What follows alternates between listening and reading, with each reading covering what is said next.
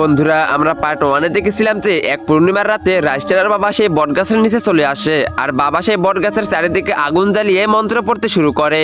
অনেকক্ষণ মন্ত্র পড়ার পরেও যখন কেউ আসতেছে না তখনই রাইস্টার রেগে যায় আর বলতে শুরু করে, আসলে এই বটগাছের ভিতরে রহস্য কি? যদি এই বটগাছে কেউ থেকে থাকো তাহলে আমাদেরকে দেখা দাও। আর তখনই সে বটগাছের ভিতর থেকে এক ভয়ঙ্কর মেয়ের মাথা বেরিয়ে আসে আর সে চিল্লাতে শুরু করে, বলতে থাকে, আরে বন্ধ করো, আমার কান ফেটে যাইতেছে। তারপর রাইস্টার রেগে বলে, প্রথমে তুমি সত্যি করে বলো তুমি এই বটগাছের ভিতরে কি করতেছো আর আমাদের মতো নিরীহ মানুষদের কেন মারতেছো? তারপর সে ভয়ঙ্কর মেয়েটি কান্না করতে করতে বলতে থাকে, আমি এই গ্রামের অসহায় একটি মেয়ে, আমি একটা ছেলেকে মন প্রাণ দিয়ে ভালোবাসতাম আর আমরা অনেক খুশি ছিলাম। আর এই খবরটা সর্দার জেনে যায়। তারপর সর্দার অনেক বেশি রেগে যায় আর আমার সামনেই আমার ভালোবাসার মানুষের গলা কেটে দেয় আর আমার ভালোবাসার মানুষ ওইখানেই মারা যায়। তারপর আমাকে নিয়ে এসে শুকনো বটগাছের নিচে চলে যায় আর গ্রামবাসীদের সামনে চিৎকার করে বলতে থাকে, শোনো শোনো গ্রামবাসী, এই মেয়েটি কলঙ্ক, এই মেয়েটির জন্য মান সম্মান যাবে, তাই একে মারতে হবে। আর এই কথা বলেই আমাকে সর্দার সেই শুকনো বটগাছের উপরে জীবিতই লটকিয়ে দেয় আর আমি ধীরে ধীরে কষ্ট পাইতেছি আর মরতেছি, কিন্তু আমাকে বাঁচাতে কেউ আসে না।